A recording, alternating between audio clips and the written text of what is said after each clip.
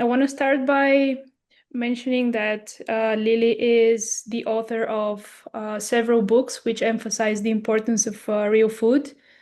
The first one, I think, is on gestational diabetes. And then you published Real Food for Pregnancy, which is the main reason that we're here today to talk about that book. And then the final book was Real Food for Fertility, which was co-authored with Lisa Hendrickson-Jack. And we discussed the book and its translation in our previous conversation with Lily and Lisa. Historically, Real Food for Pregnancy was published before Real Food for Fertility, but our decision with the East-West Publishing House was to first publish the one on fertility and then the one about pregnancy, just to kind of follow the traditional, let's say, natural progression of the events in the reproductive life cycle. So Lily is incredible in doing research. She's doing everything that we need as women and as people in order to stay up to date with the latest research. But also she's conserving the knowledge that we need to stay healthy and to have healthy babies, which our ancestors used before us.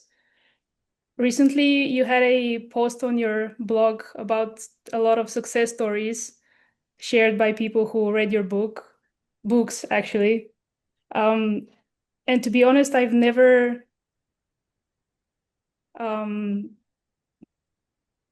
do you want to share about your personal pregnancy? Like, what was your experience with your pregnancy? How many did you have? Were there different? Did you have any discomforts in one but not in the other? Because people say that pregnancies are different from one to another, even though it's the same person carrying the baby. So what was your experience with pregnancy? Yeah, so I have two kids. They're now 6 and 10, so I'm out of the early stages of childhood. I'm, getting sleep again. Um, I was eating pretty like nutrient dense, real food kind of way of life for, let's see, at least about 10 years prior to having my first. So I feel like I started that pregnancy um, pretty well nourished. And so, I mean, all things considered, it was a pretty straightforward, smooth pregnancy. I was disappointed that I had some nausea in the first trimester, really kind of first trimester up to maybe, I mean, it eased up over time, but it still continued some like on and off queasiness into the second trimester, which was probably the major annoyance. And likewise had the same with my daughter. I was fortunate in that with neither pregnancy did I throw up very much. I was able to, for the most part, keep food down, but it was just, I wasn't able to eat, as optimally as I would have liked in either of the first trimesters. So I think I was probably a bit easier on myself the second time around, knowing that it's just like, no matter, because there's some, there's talk out there about how maybe you could avoid the nausea if you're really well nourished going into pregnancy. And maybe you read on the blog on some of the success stories, there are women who write into me that they had less severe nausea, or they avoided hyperemesis gravidarum the second time around going into pregnancy more nourished. I don't know that nausea is entirely avoidable. I mean, I certainly had some in both of my pregnancies, but if you're going to like grade nausea by severity, mine was very, very mild in that I didn't lose weight. I was not throwing up constantly. It was just normal things that would usually sound good to me did not sound good to me in those weeks. So you do the best you can based on the symptoms. And I will say that applying some of the tips that I talk about in Real Food for Pregnancy, like trying to get a little bit of protein in and eating somewhat frequently and trying to avoid really major blood sugar swings, getting enough, magnesium and vitamin B6 and electrolytes, like all of that helped, but they didn't make it go away entirely, which is a little bit annoying. But yeah, pretty straightforward. I didn't have any complications. The one thing that bothered me is I did have like an old hip injury that kind of acted up in both pregnancies. That had really doesn't bother me outside of pregnancy, but I think because your joints are a little more unstable, everything is kind of like moving and stretching, and your center of gravity is shifting.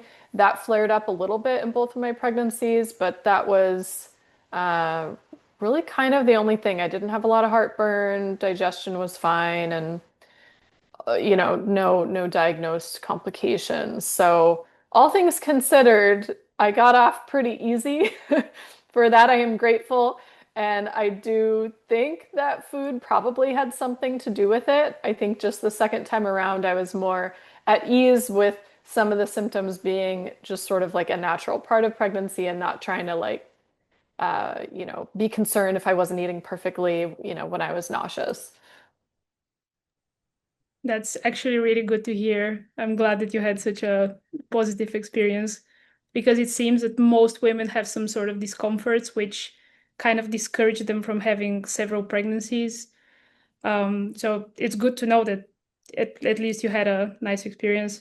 Uh, which real foods were helping you with the nausea? You mentioned protein, but what was like a snack that you would always go to and make sure that you always have available? So, I mean, what's tricky about the nausea phase is I feel like what works and doesn't work can kind of shift day by day, hour by hour. So I really kind of leaned into the mindful eating side of things and just like, if this sounds good, I'm going to eat it. So it shifted, but I will say there were some constants. So I would keep, first thing in the morning, I would feel a bit nauseous, and so I would keep salted cashews and dried tart cherries at my bedside and have a few of those before I got out of bed. So, like the saltiness helped, I think, with the cashews, and you're getting some protein and fat and like some energy in there. They're calorie dense. And then, like the sweet sour flavor of the tart cherries, I found to be helpful. So, that was something I'd keep by my bed. I remember for a period of time, I'd sometimes even have olives. I know that sounds crazy, but I'd have like a jar of olives at the bedside because salt seemed to be helpful. Um, if it was like a really bad nausea day, and I'm not saying this is the healthiest thing, but if it was a really bad nausea day and like nothing sounded good, I would sometimes have a couple salt and vinegar potato chips. I know it sounds funny, but it's like the crunchy, the salty, and the sour. You're getting the salt and the potassium. Like I think the electrolyte bit probably helped, but I'd have a few of those to kind of settle my stomach and then try to follow up with something that had some protein in it. So some nuts or some cheese or cottage cheese or eggs or a little bit of peanut butter, like just something to get a little more sustenance in. So that was kind of like a trick that I would use because sometimes the simple carbs do really sort of settle your stomach. And then I try to follow up with something a bit more nutrient dense. Um, Other than that, I was very much just like going by what sounded good in the moment and what is the most nutritious choice I can make based on what sounds good, right? So, you know, sour gummy worms sometimes sounded really good, but I would go for the dried tart cherries or some type of tart and sweet dried fruit or fresh fruit, and that would kind of satisfy that in the same way, but then I'm not getting, you know, the not as healthy ingredients. Not that it's gonna like ruin anything if you have some sour gummy worms, but I was just trying like whenever I could just do the best possible, most nutritious choice that would still kind of like fill that gap and settle my stomach. So yeah, it was, it's tricky when you're in it because it feels like that phase is never going to end, and then it eventually does ease up. The nausea gets a little less severe and a little less frequent, and suddenly vegetables sound appealing again, and it's all good. Yeah, to be honest, I don't have this experience, so I don't really know what it even feels like, but I can only imagine how horrible it is to not be able to eat something which is usually delicious for you. Yeah. You mentioned mindful eating, and it's very thoroughly described in Real Food for Pregnancy and in Real Food for Fertility too. But could you give us a quick definition or an explanation of what it means? Because I think there's a misconception that people need to trust their bodies, but sometimes the body sends some really weird signals, and some women in pregnancy tend to uh, comfort themselves by saying, the baby wants gummy bears all the time, so I'm just gonna stuff myself with gummy bears all the time. So yeah, could you talk about mindful eating, what it is as a practice, and what's the best advice for people in general? Yeah, so mindful eating really means kind of tuning into your body's cues around food. So, on one aspect, you're thinking about hunger and fullness cues. You're thinking about what actually sounds good to me in this moment. Do I want something salty or crunchy or sour? If I'm really hungry, do I need like a full-size meal, or I'm not very hungry, but I want to eat something? Maybe it's time for a snack. It's kind of tuning into that. It's also tuning into, as you're eating, what sort of sensations and flavors and feelings your body has. So, how is your stomach feeling? How are your stress levels? How does the food taste? Are you enjoying it? Are you not enjoying it? Are you rushing through the meal? Are you eating really slowly? Like, it's just paying attention, right? And so you can use that to your advantage, I think, in terms of making healthy choices. I mean, the data around mindful eating overwhelmingly shows that people who have some sort of mindful eating training gravitate more towards healthy foods. So they've done trials where they give half the participants typical nutrition education and half the participants mindful eating education, and then you give them an all-you-can-eat buffet and see what and how much they eat. And overwhelmingly, the people in the mindful eating group tend to make healthier choices amongst what's at the all you can eat buffet. And they also tend to eat a little bit less.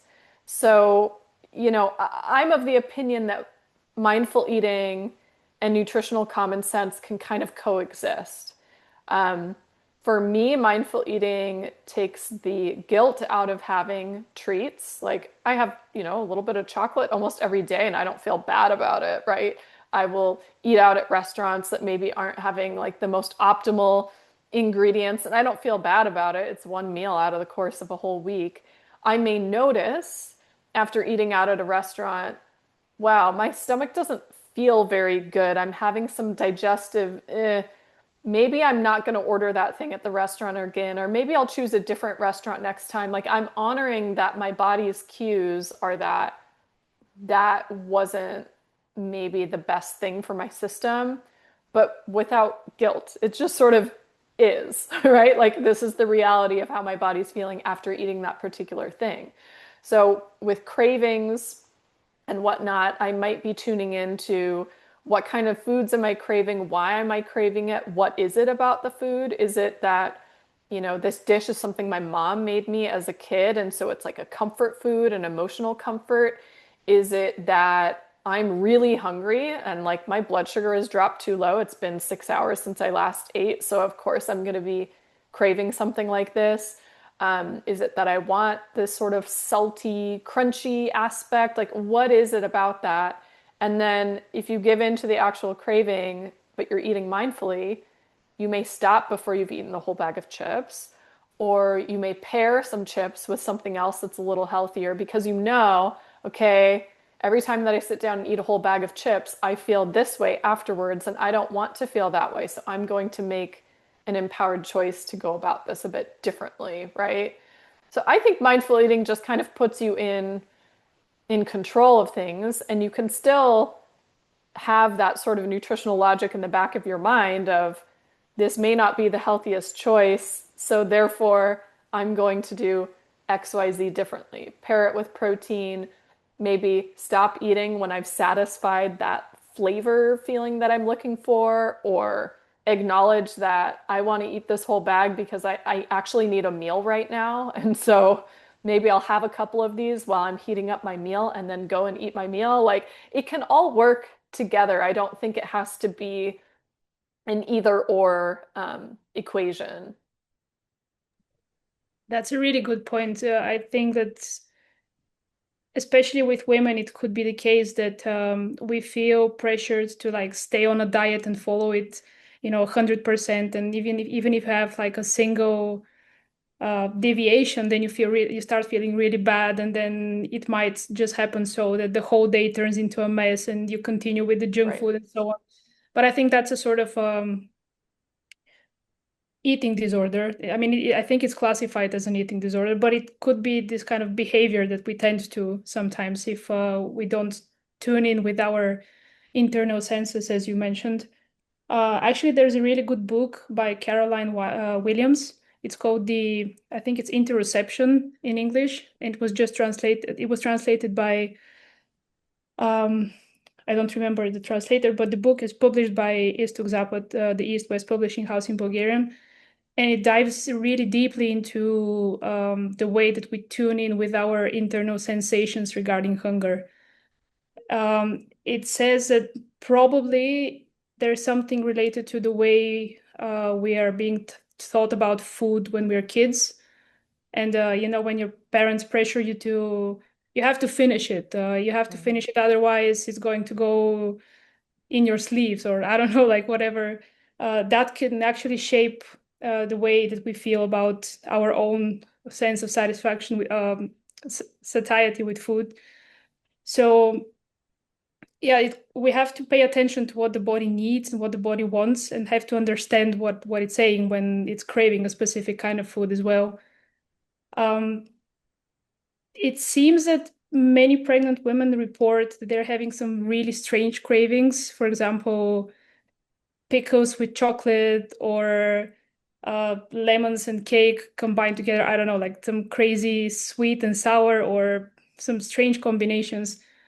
Uh, is it reasonable to think that that's a signal that the body is somehow sending us that we need specific ingredients from those specific products?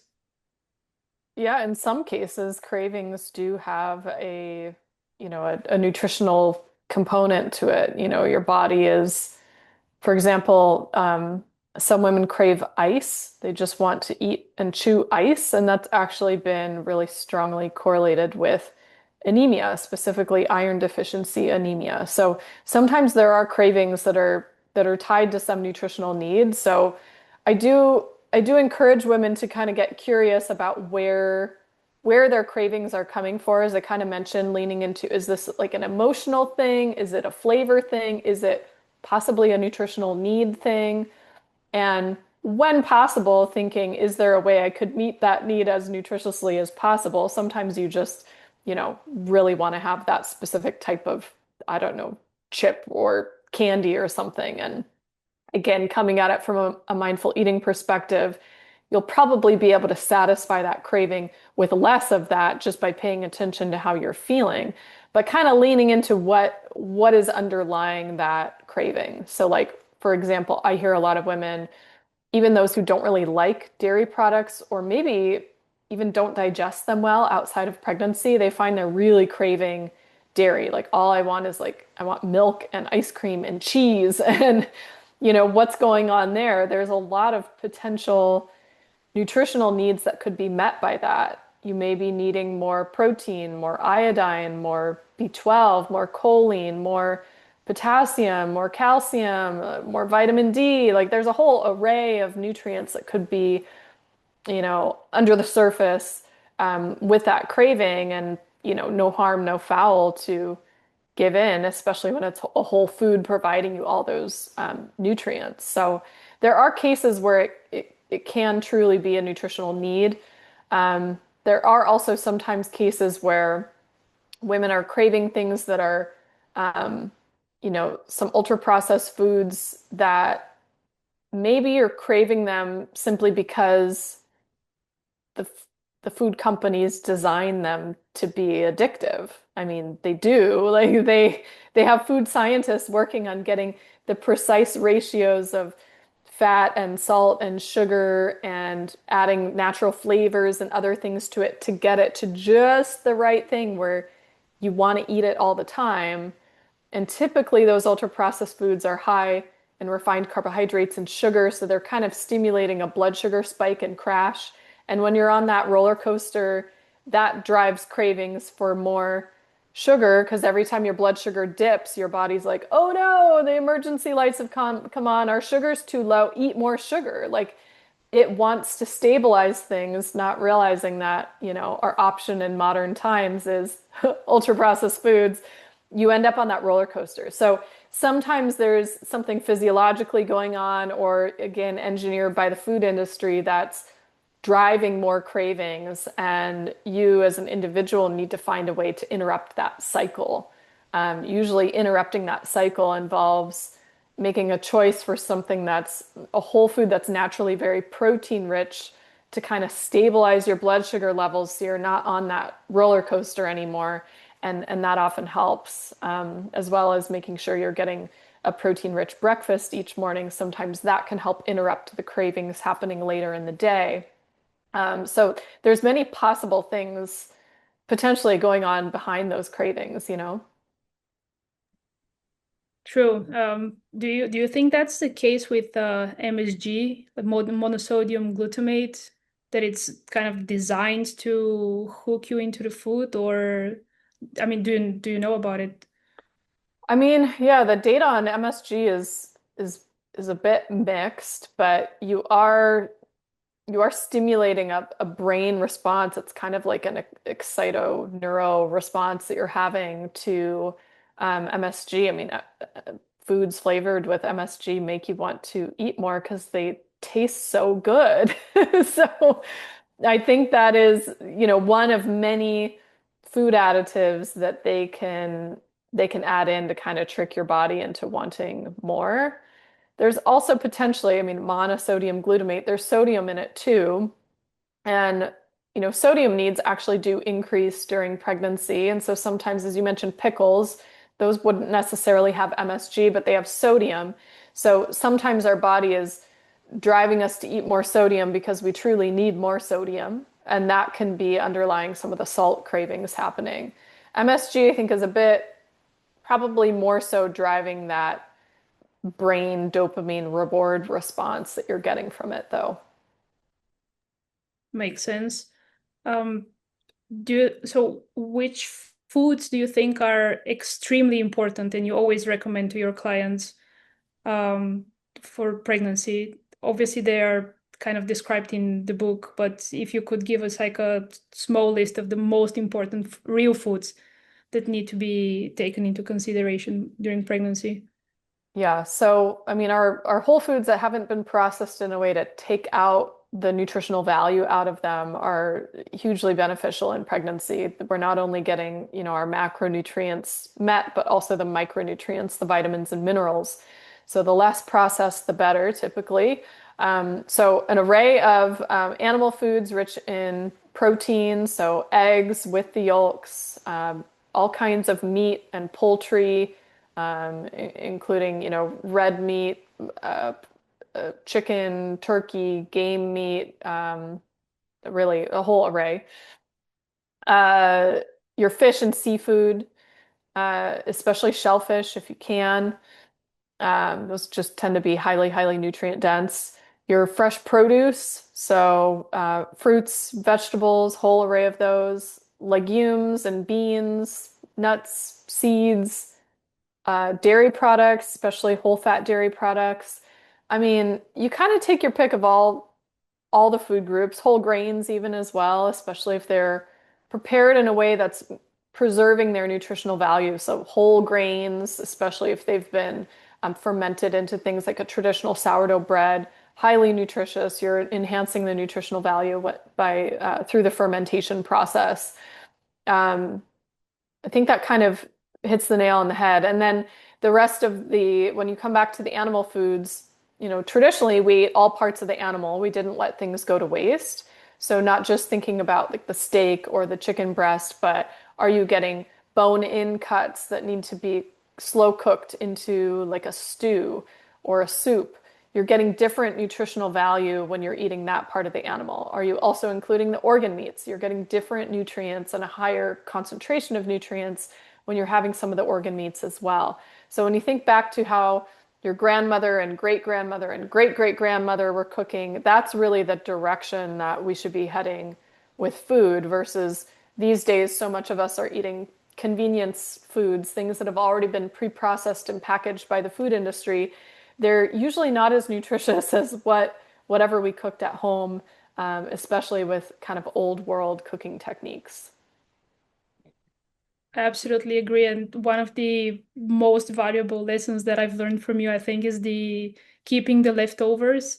So, for example, whenever we're cooking some sort of meat and there's lots of bones, we just stuff them in a bag in the freezer. And then once the bag is full, we take it out, we put it in the pressure cooker, and then we have like a couple of jars full of nutritious bone broth.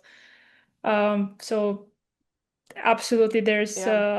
a lot of And things that it's free, right? You could pay yeah, a we fortune already for bone broth at the store, but it's essentially free if you're just saving your leftover bones. So then you have a base for delicious soups and stews and curries, and it's wonderful. or just you can just heat up a cup of the Mhm. bone broth, add some lemon and salt, and it's absolutely a perfect meal. And you actually can cook up the bones a couple of times, so it doesn't have to be like a single batch. You can make much more and then share with the family and so on. That's absolutely great. So thank you for sharing that advice. Is it reasonable to assume that the flavors, like the preferences of the baby, are formed in the womb during pregnancy, or like is it possible that sometimes the baby is asking for some food and that's why we're craving something specific? What does the research say? I don't know if it's gotten granular enough to identify like a nutritional need by the fetus to drive a craving. Um, but as I mentioned, there are some where physiologically, if you're low in sodium, your body is going to crave sodium. If you're low in iron, I hear from a lot of women, especially even current or former vegetarians, that they had this undeniable craving for red meat and fish during their pregnancy. So that's probably a need for the iron, could be a need for some of the amino acids or vitamin B12. But we do know that in terms of babies' food preferences, they do, they're essentially breathing in and like drinking amniotic fluid in utero, and they can taste the flavors in the amniotic fluid, and the flavor of the amniotic fluid is influenced by what you're eating. So, absolutely, some of the flavor and taste preferences are formed in utero. And then postpartum, once they're at the stage where they're starting solids, there's they've identified what they call like a flavor window. I don't believe this is in the book, but I've written about this on my website. In around like 6 months or so of baby's life, 6 to maybe 10 months, might start even a little bit earlier if you're introducing solids earlier, although that's a bit controversial. But nonetheless, there's a window of time in that first year where the more flavors they're exposed to, the more likely they will enjoy or have tolerance for those flavors later on. So it's really helpful in that time period of weaning or introducing solids that you're giving them a broad variety of flavors. Like all infants will like the flavor of sweet. Breast milk is sweet. This is an opportunity to kind of build in some more complex flavors into their diet. I mean, if you're nursing and you're eating those, the breast milk also changes flavor based on what you're eating. If you have a curry, your milk will actually have a little bit of that flavor. If you have garlic, your milk will have a little bit of that flavor.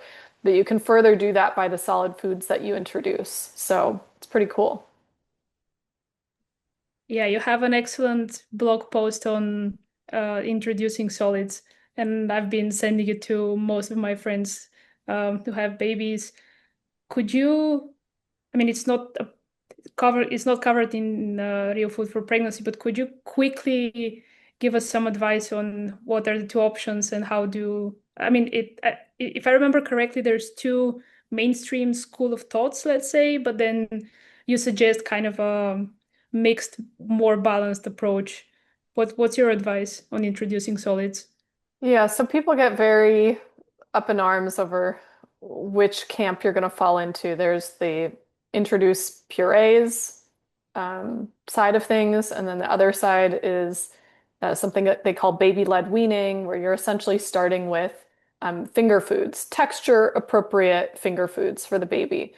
You could do whichever one. It doesn't actually really, I don't think ultimately, I don't know that it makes all that much of a difference because after a couple of months, babies should be graduating to having finger foods anyways. So we're talking about like a few months where you can, nitpick either direction.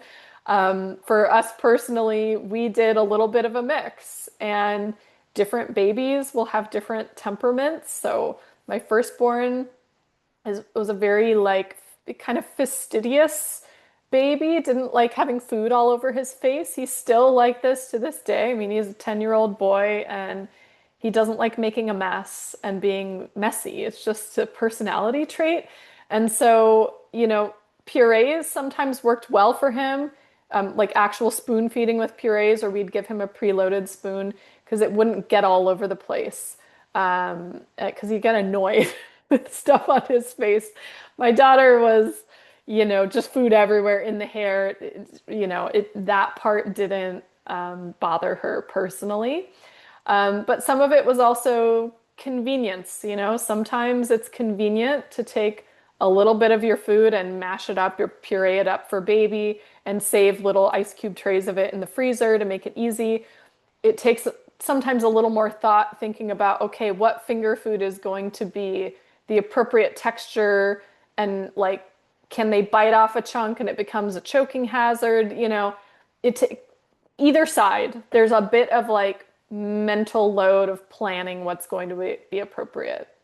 So we did a little bit of a mix, and it worked. It worked just fine. I really tried to lean into building in a variety of flavors, as I said, trying not to give everything like a sweet or starchy option. That's so easy to do with baby food, just like a fruit, the applesauce and the rice cereal or something like that. We personally didn't do cereals and tried to keep whole foods, and especially build in some protein-rich options. Their iron and zinc needs they are pretty high at that point when they're starting solid. So we tried to build in either some safe textured meats for them to pick up, or pureed meats to get that iron and zinc in. And what about salt? Is it safe to add salt to, I mean, babies are humans, right? And humans need salt. And it kind of, at least in my head, it makes sense that we have to provide the food that we eat to the babies that we take care of. But I think it's a huge controversy on whether their kidneys are developed enough uh, to work up. Sorry. To excrete the salt. Yeah. Yeah, thank you. To excrete the salt. Well, what's your take on this one? So I know you're touching on another article I have on my website about salt and baby food. So um, I did a big deep dive on this, on the research on this several years back. You could find it on my website. And essentially, what you're saying is accurate in that, there is actually a need for babies to have some salt. Even the breast milk levels of sodium vary based on what the mother consumes. The baby's kidneys, in fact, are developed enough to excrete excess salt. We don't want to be like giving them a ton, and certainly not processed foods, but using a culinary amount of salt, what you would use in cooking to make the food taste good, is perfectly fine for a baby. Most of the time, they're having such small amounts of food at a time anyways, that they're really not getting a ton of salt. So just season your foods as you normally would and offer them to baby. Don't offer them ultra processed, super high sodium foods. That's unnecessary. And they don't need that level of salt, nor are they getting much nutritional value out of it.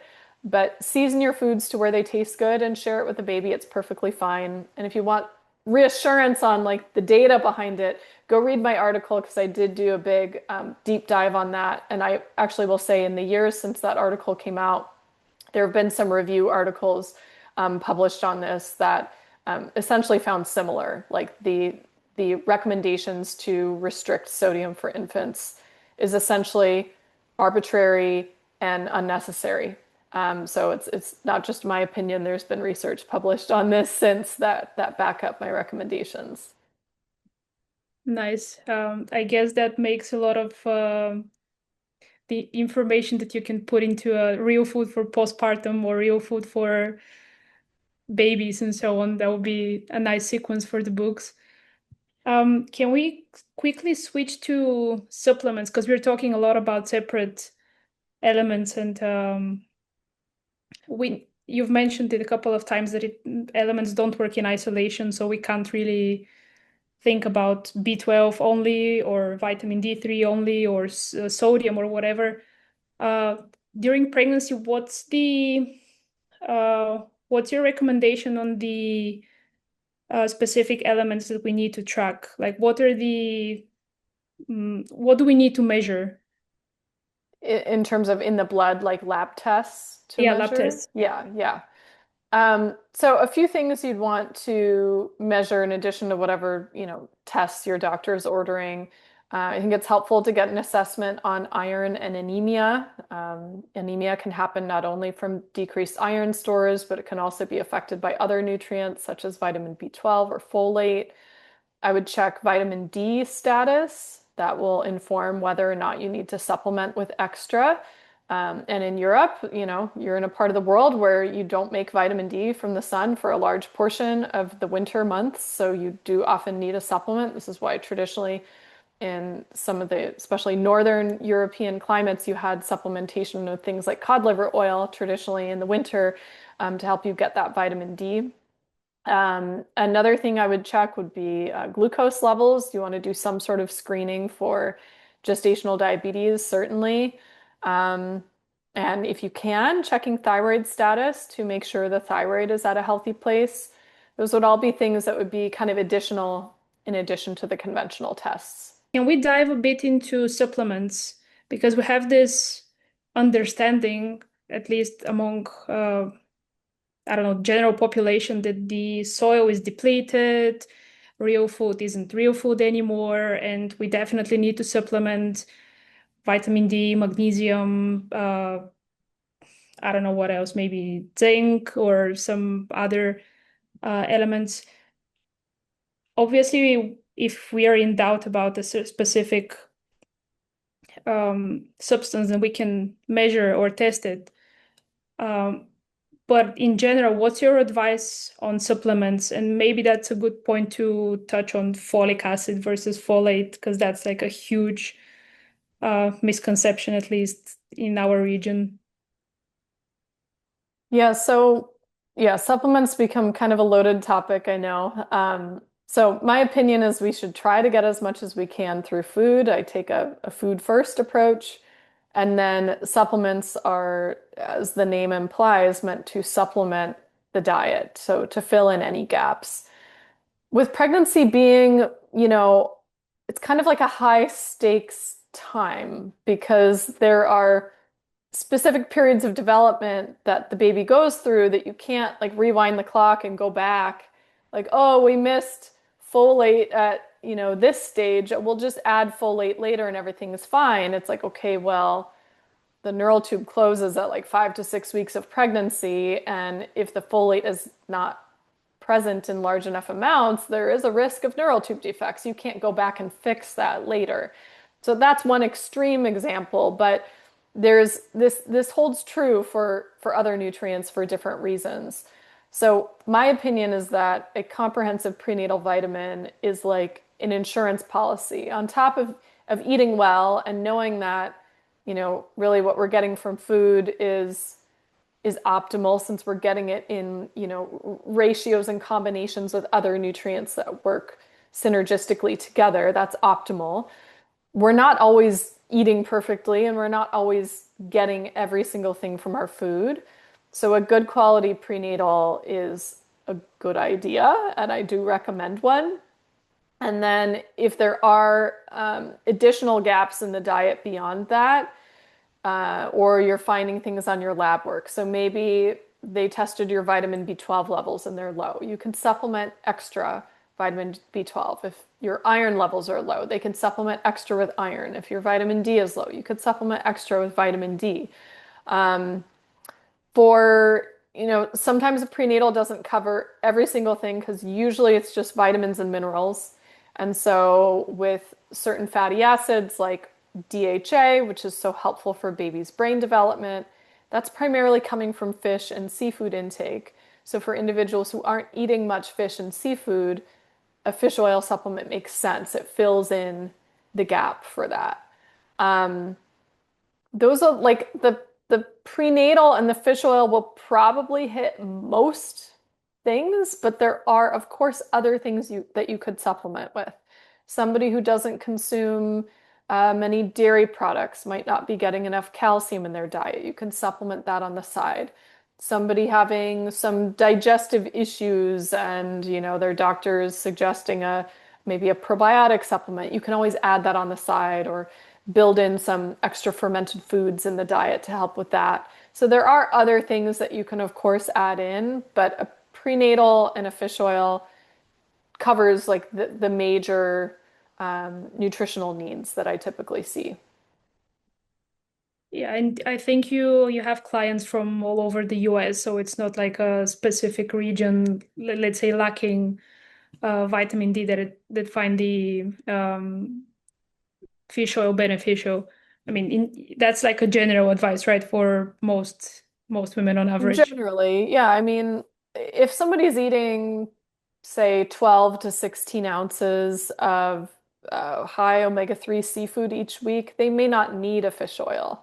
So if you live in a fishing town in Alaska, people in Alaska tend to eat a lot of fish. You might not need, the extra fish oil, but the average American woman is eating less than 3 ounces of fish a week. And so certainly that's filling in a gap there. Yeah, so generally it will apply to most people, but you can individualize as needed. Sure, but again, it's a good idea to resort to real food first, and then if something's lacking, go to the supplements rather than uh, get, I don't know, 30 different bottles of pills and then grab a pill each day and make sure that you get enough of all the nutrients from synthetically formed pills. Um, Yes. yeah. I think that the last thing that we would talk about would be physical exercises and movement and posture. You have a very detailed chapter dedicated on it, but if you could summarize in a couple of sentences, what's your advice to women? Do we need to stay still while we're pregnant or keep being active? How do we figure out where's the limit and do we need to push it? Yeah, so I mean, overwhelmingly, we see benefits from exercise or movement during pregnancy. So you're increasing circulation, that's helping with blood flow to the baby and exchange of waste products and other things. So it is a net benefit with really very little risk. The major risk we're concerned about with mom would be like musculoskeletal injuries. Your joints do become a little bit more lax during pregnancy by design. We have an increase in a hormone called relaxin, and a lot of things have to shift to accommodate the growth of the baby, and then, of course, also the birth of the baby. And so that's all by design, but you're more likely to hyperextend or injure your joints during pregnancy. So you want to be cautious about injuries, right, and form while you're doing exercise.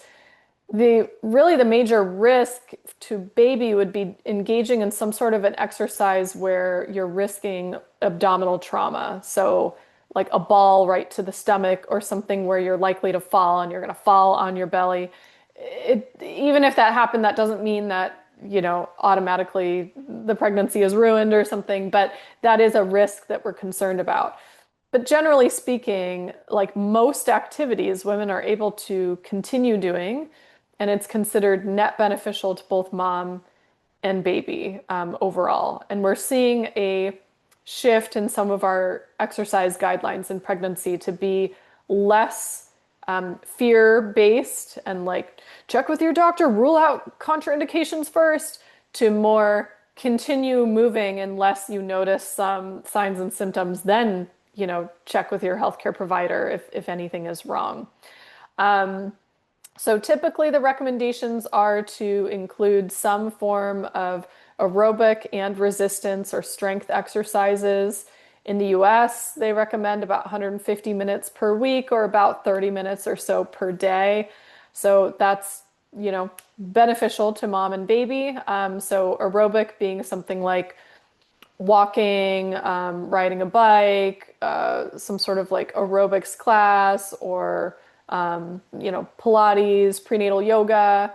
And then something for strength exercise, of course, would be something where you have either resistance or physical weights or carrying things. If you have other kids, just carrying your kids is somewhat of a strength exercise, but there's, many other options out there.